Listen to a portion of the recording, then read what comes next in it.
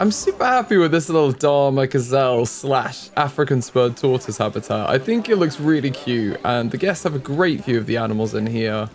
And everyone seems to be happy. If these guys get too shy, we will sort that out. But I think they're okay. It seems like just meal quality is the main concern. So let's check in on our vet research and see where we're at. Oh, wow, we finished it for the tortoise. Okay, let's put them straight on the Dama Gazelle then. Wow. So we've got everything. We've got level 3 food. That's amazing.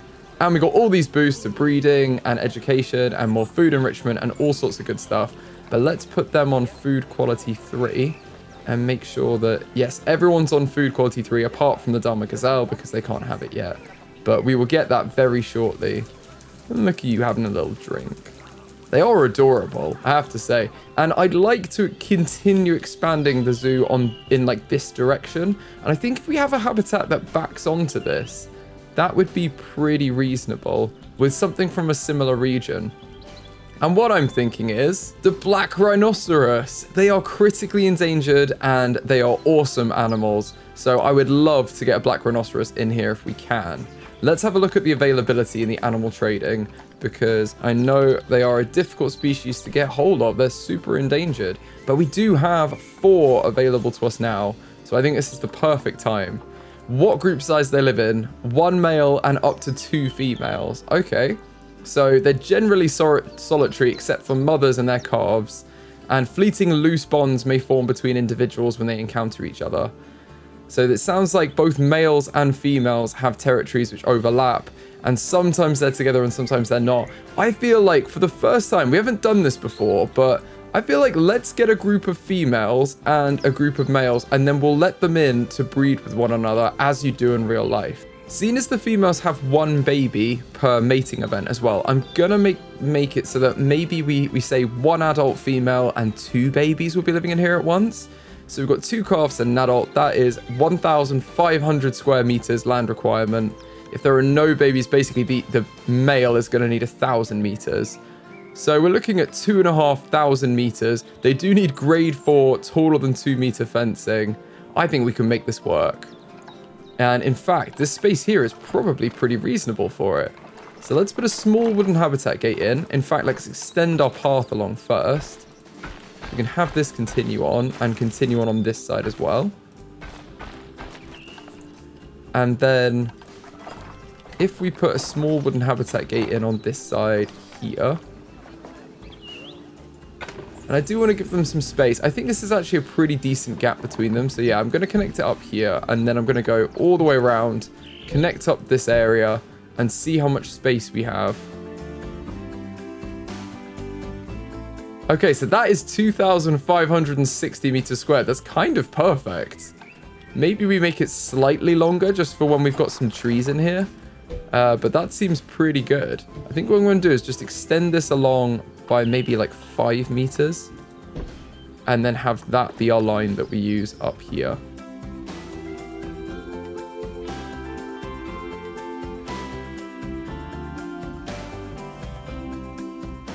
Okay, this is 1,140.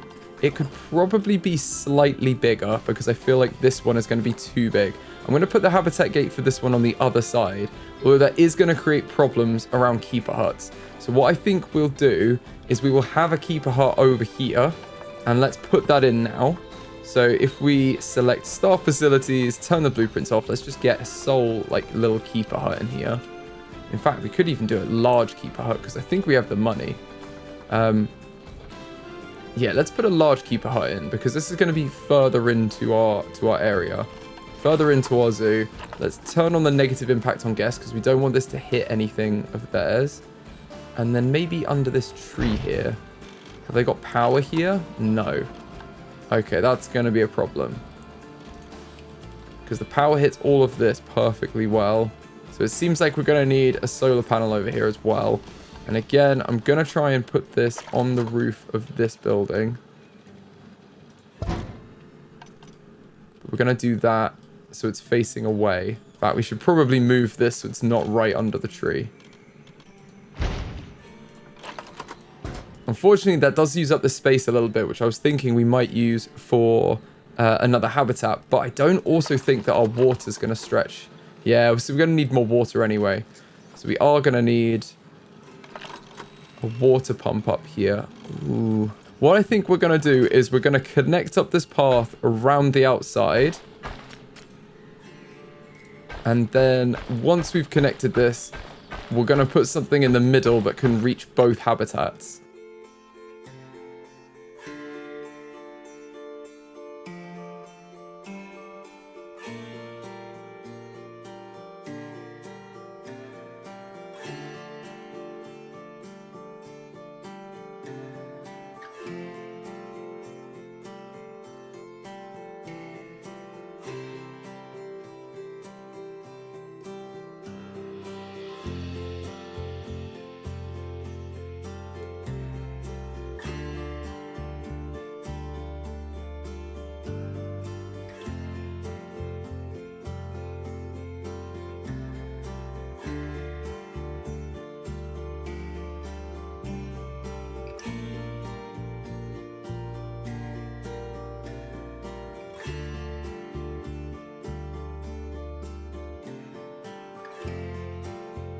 Okay, I think this works. My goodness, that was painful. And in fact, I don't even really like the solar panel being there. I'd rather it were up here. Like, that's not a difficult change. Just need it to align nicely.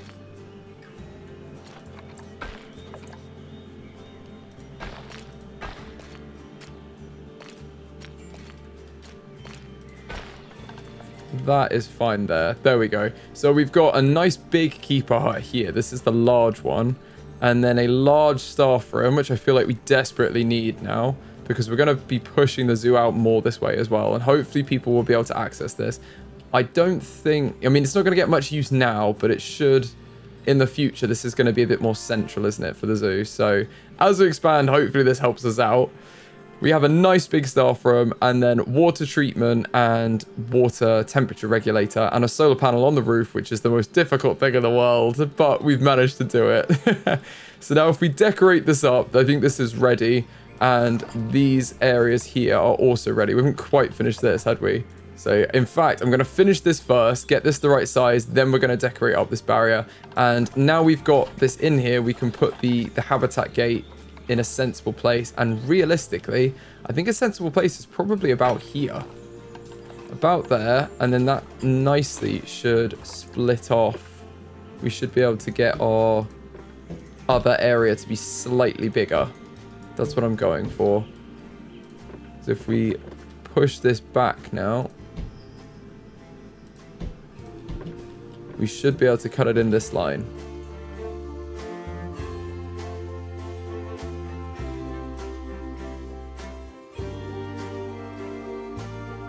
Okay, so this area is 1,700 meters, and this area is 1,300 basically meters. I think this is about right. It's about 1,750 and 1,290. I think, I mean, we're getting there, aren't we? That seems good for me for a breakup of space. And then the male can be in this one, the female can be in this one with the calves, and then we can put them together when we need to. So we just need to be able to open the areas basically, or realistically we'll put in like a gate that we could open, but in the game we'll probably just move them between the habitats and have this be empty if we need to. But this means we have a bit of a breeding system in place. So before we finish that habitat, I'm just going to decorate up this new staff area we've got, because I want to use some of the pieces from this area. We're going to keep the African theme and probably make another mud staff area over here. And again, we just want to be using organic and wood pieces because we want to make it as sustainable as possible. So then I'm going to select the African and North African pieces to build with, which basically means we're building it with our mud walls and our log walls. Firstly, I just wanted to coat the whole building with the mud wall panels, and these have a really interesting pattern on them already, so even without decoration, they already look quite cool.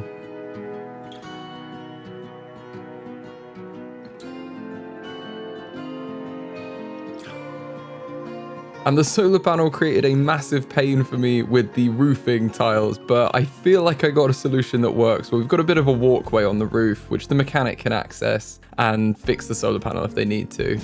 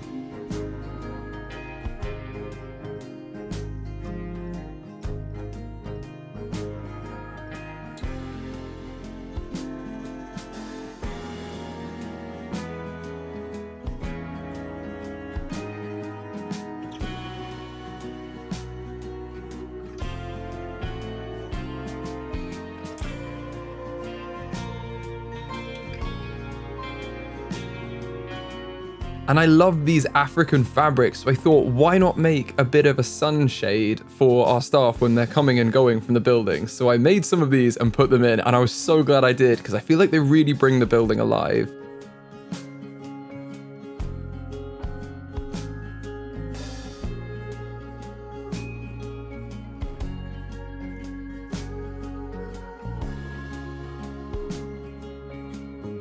And while designing up the building, why not give the staff their very own area to rest outside, have some lunch, or just take a breather outside rather than resting in the staff room? I thought they might want to sit outside as well, so I put in some seating for them. Okay, I quite like this because the building's already got a pattern on it. I don't think we need to do that much to the building itself. And then we've got these little benches out here, kind of a little seating area for the staff. And if we put some trees around here, I think that will really like bring it to life. So let's add a few. I think it's beech and sycamore. Yeah, beech and sycamore is what grows here naturally. So let's get a couple of those trees just around to give some life to the area. And also create a little bit of shade for our staff, which will be very much needed.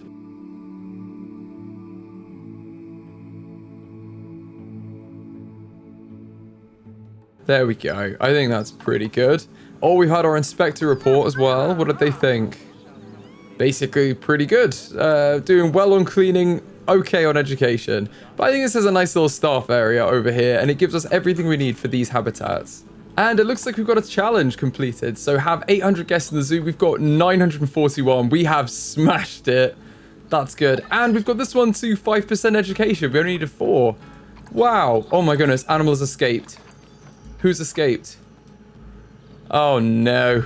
How have you done that? Oh my goodness.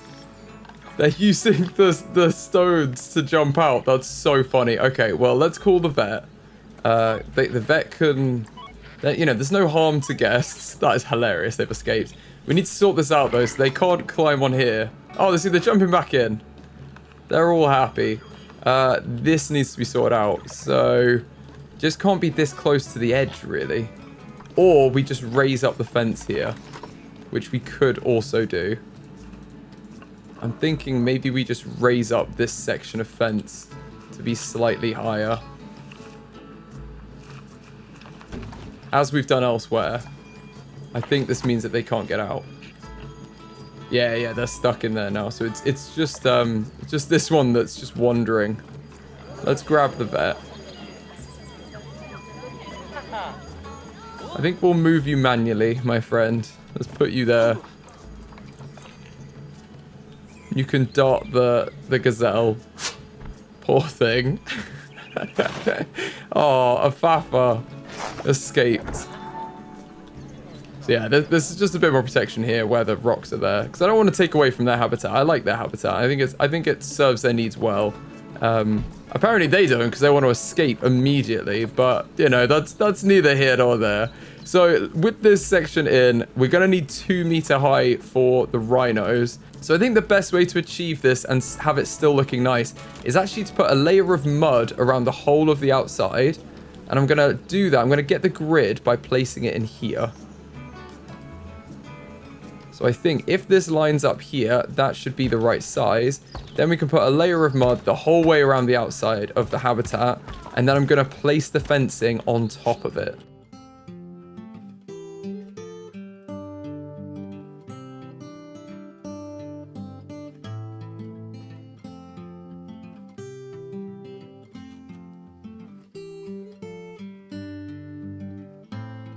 There we go. That's a nice mud fence that goes the whole way around the outside. We can delete it on these corners here, like on the fence pieces here. And I believe we're going to need to move our gate a little bit further in because this isn't exactly where we want it. It's a little bit far out, but that's not the end of the world because then we can actually give a little bit more space for the path and everything. And I've just realized it's 2 meters, so we're going to need the normal sized fencing anyway. We can't use that little fencing. We're going to need the big ones.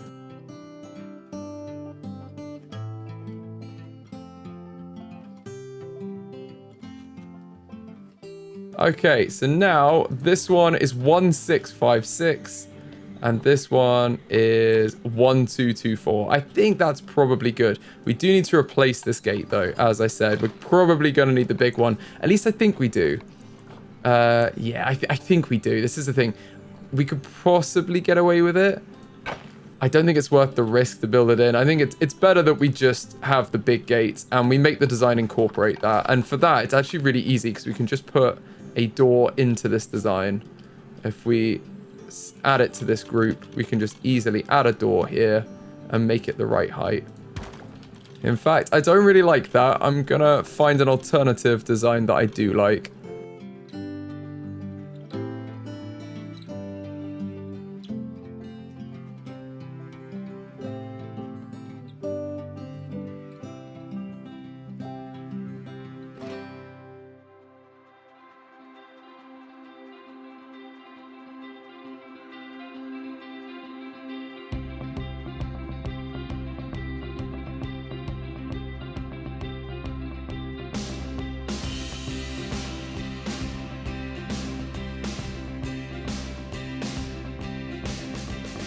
Okay, now we've got the mud layer in. I think this is good. We can now put in the fences.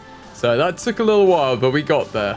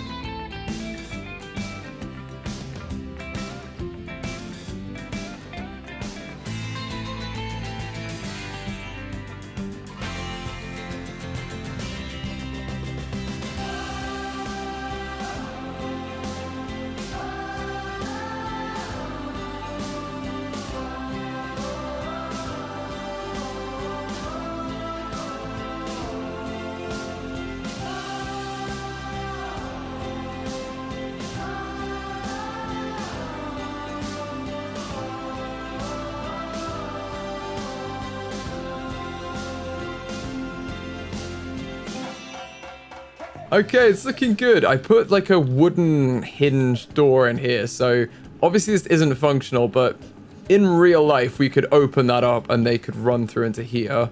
Otherwise, it's a 2-meter fence high. This is 1224. So this is going to be the male's habitat. And this one is 1656. This is going to be the females and the calves habitat.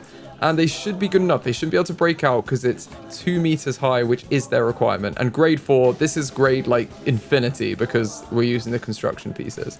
I think let's get a couple of black rhinos and get them in here. Oh, we've lost the females that were available. Oh no. Okay, well, we can still get this male. This is a really good male.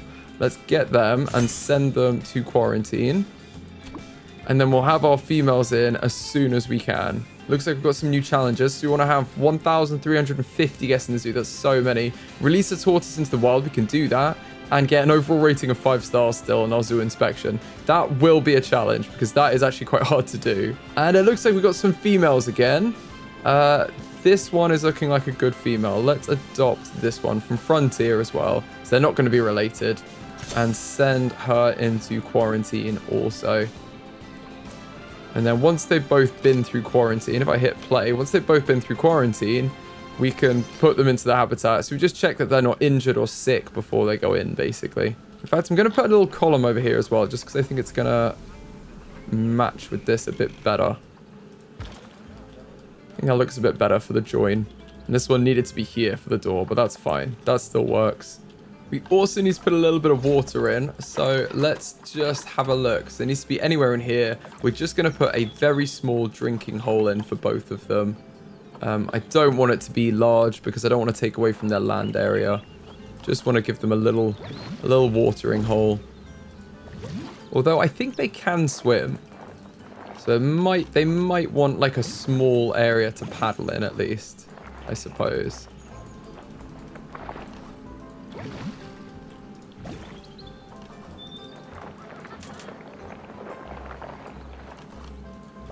Or at least cool off in. They've got a small little pond here. 2 little holes in the ground. Okay, we'll see what they're like when they're in there. Let's get the male in first.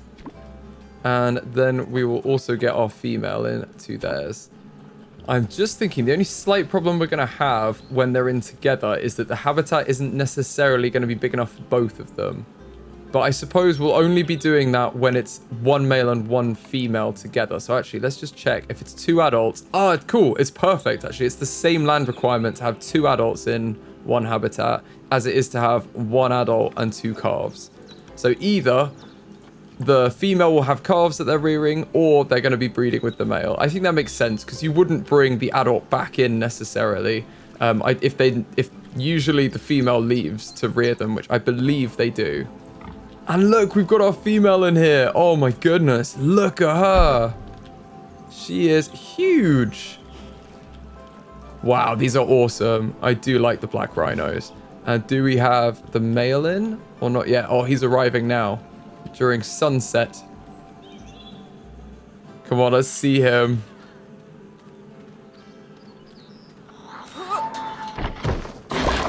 Whoa, big box. Wow, look at him.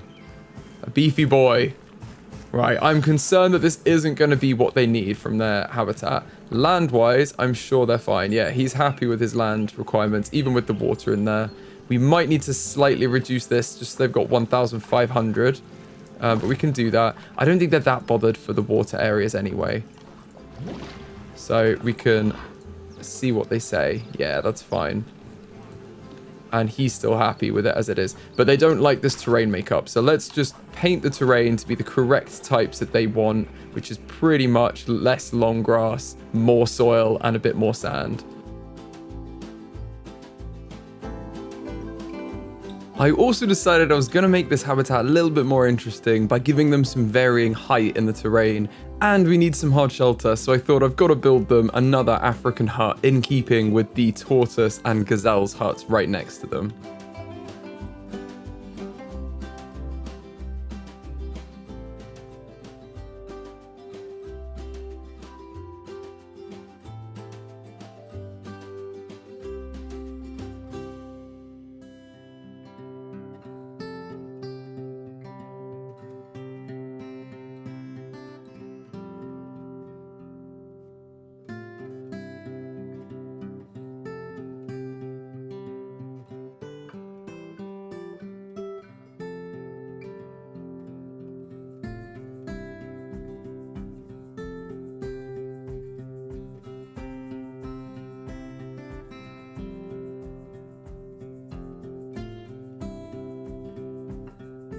Okay, that is looking good. I'm trying to just make it so they've got as much space as possible when they're on their own. They've got enough hard shelter now, and I believe this one does as well. I want to just maybe push this one up against the back as well, as like the same we did with the other one, just so it can take over from the fence, because we don't really need both, honestly. So if we put this on 1 meter squared, I think it might just be too far. I think that's honestly fine here. It seems good still, and that should be enough space. Even when they've got calves, they've got plenty of space in here. And yeah, I think this is good. They've lost a little bit of traversable land area just because of this. I'm gonna make a decision just to extend this path out, and I feel like instead of battling with the habitat a little, I want to just give them a little bit of extra space. And I really feel like it's going to make a lot of difference. And seeing as, you know, the zoo is ethical, it's the whole point of this is to do things like this that don't really make a lot of sense from a profit standpoint, but they do when you're trying to build an ethical zoo.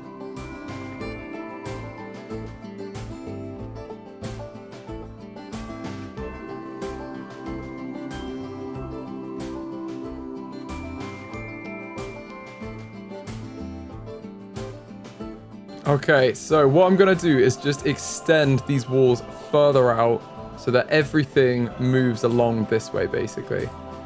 I just want this whole fence line to be extended along.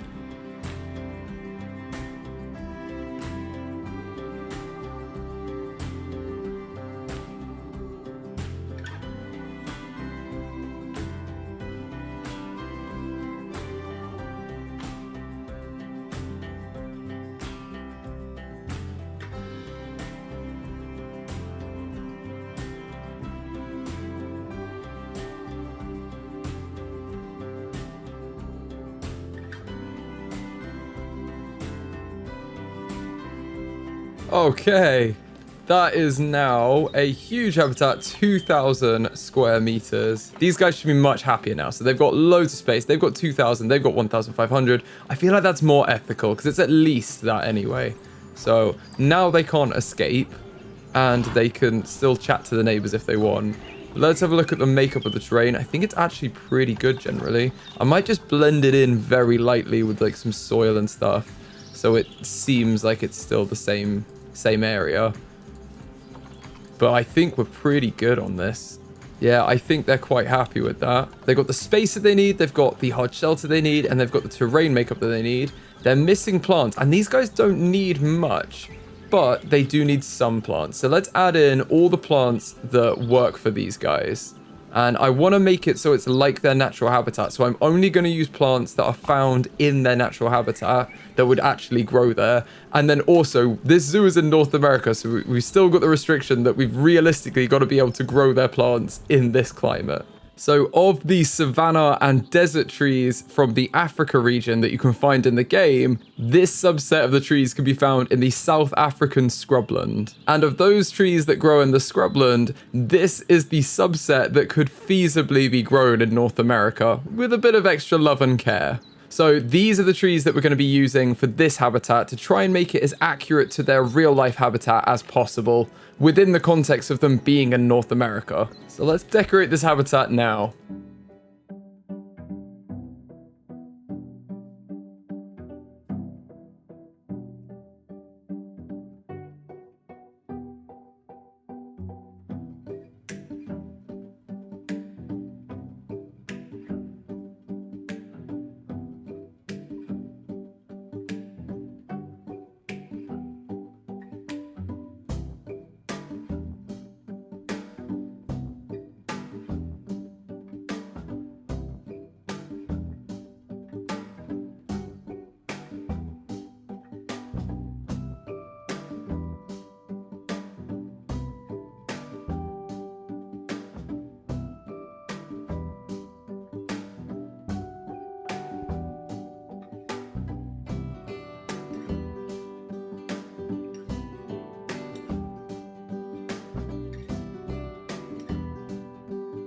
Okay, I think that's pretty good. This is basically as naturified as they want it, and I think that's pretty reasonable. So when we join them together, obviously remember with the space, like they are going to have the full range of both of them in real life for all of the breeding season, and then when they're not in the breeding season, they're pretty much on their own, so they don't need as much space, but they've still got plenty of space now, even with all of these plants we've just put in. And the guests think that it's incredible value for money, and I can't blame them. So I'm going to put the prices up to 16 and 8. And they seem to love it. Everyone loves everything. They need the loo. How could you need the loo? I gave you a toilet. That should be sufficient. And the zoo is small, but we are working on that with more and more animals every episode. Look at these guys. They're awesome. They're so cool, aren't they? They're going to want some enrichment too, because they are on their own. So let's go habitat, filter by the species, and this is the Black Rhinoceros. We've got some stuff for them, including some bedding. So I'm going to put some extra large bedding in here. Probably some large, give them a little bit of, basically a bit of hay to sleep on. And do the same in this bedding over here.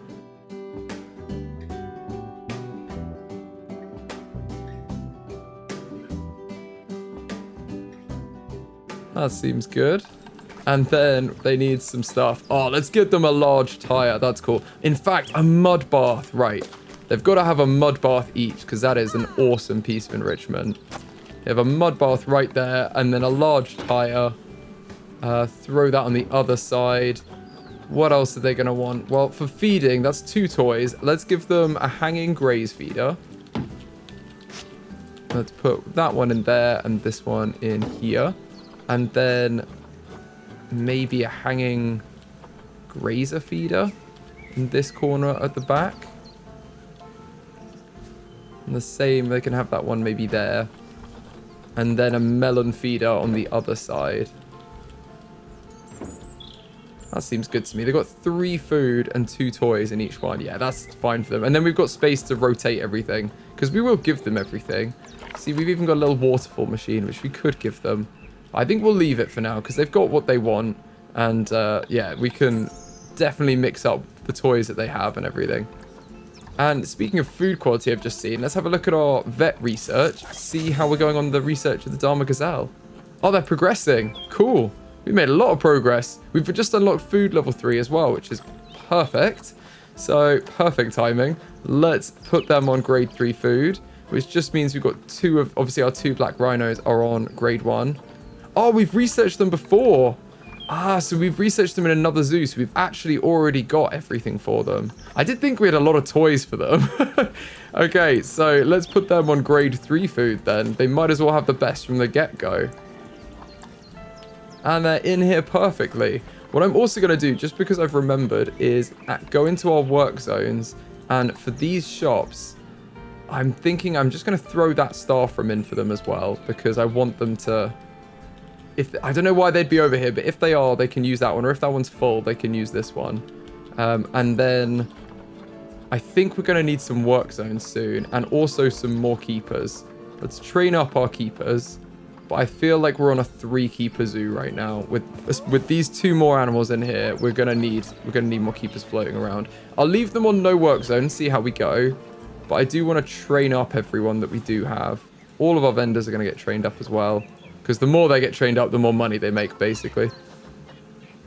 And I think we've got enough. We've got 1, 2, 3, 4, 5 on the frog shops. 1, 2, 3, 4. Oh, we didn't assign this one. 5 on the other one. So there's 1 floater between and 4 shops to man. That seems good. That seems good to me. All right, these guys seem pretty settled in. I think now they're in here, let's learn a little bit more about the Black Rhinoceros. The Black Rhinoceros, also known as the hook-lipped rhinoceros, is a large ungulate native to the grasslands and scrublands of southern and eastern Africa. Black rhinos have 2 horns on their face, with the anterior horn being much longer than the posterior horn. They have thick, grey skin, stocky limbs, small eyes, and oval-shaped ears. The Black Rhinoceros is huge, standing at 1.4 to 1.8 meters tall at the shoulder and 3 meters to 3.75 meters long. They also weigh between 800 and 1,400 kilos, so they are very hefty. Males and females are similar in size.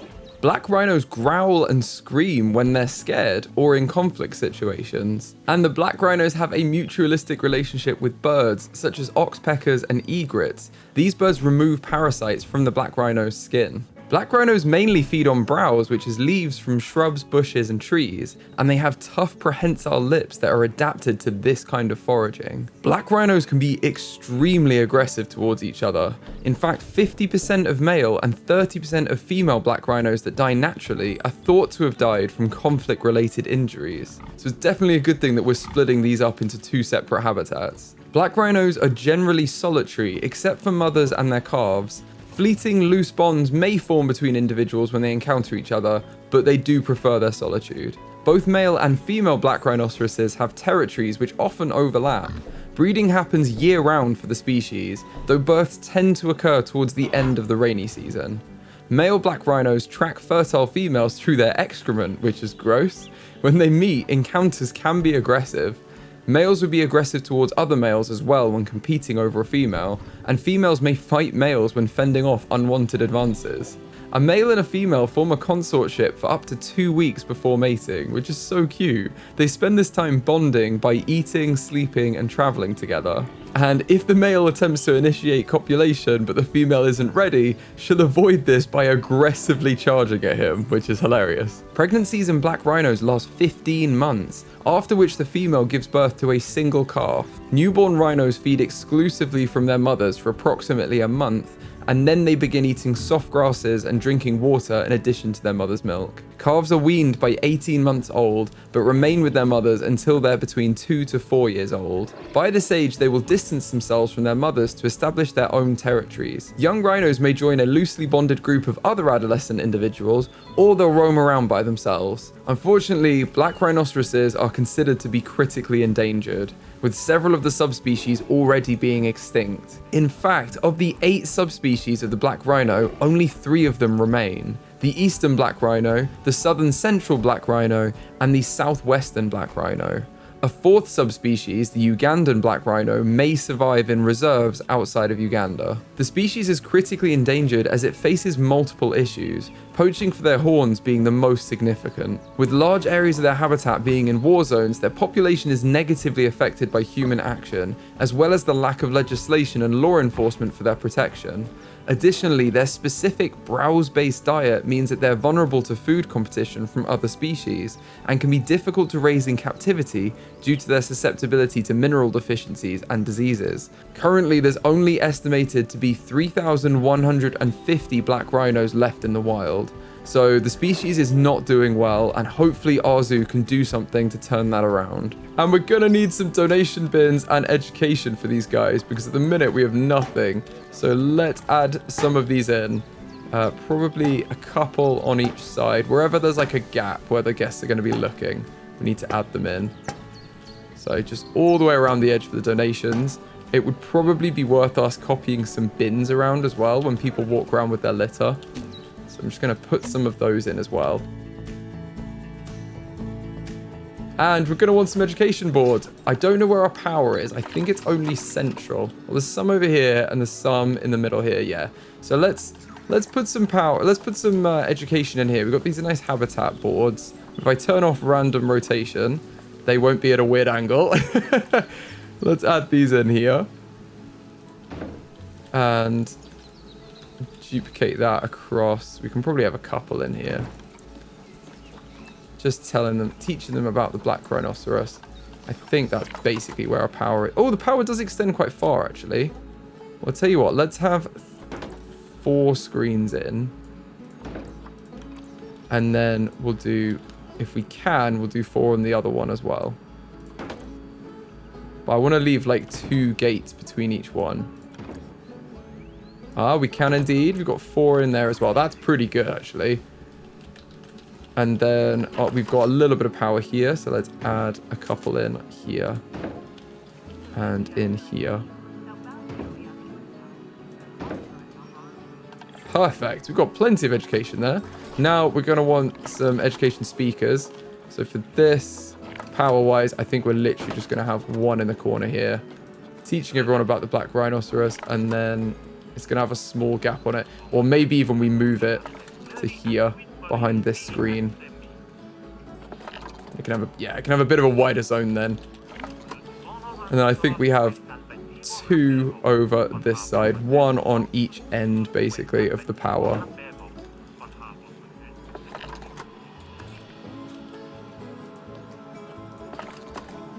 There we go, 220 radius. That is perfect. How are the rhinos? Are they shy around humans? I didn't think about that. No, they're confident, and guests flee from them. They don't care. Awesome. Well, they're in here pretty happily, so I'm quite happy with this habitat, or these habitats, I should say. And I think I'm going to call it here. Maybe in the next video, we can put them together and start breeding them. If you've enjoyed this video, please give it a like. It really helps the channel out. And I'll see you in the next one.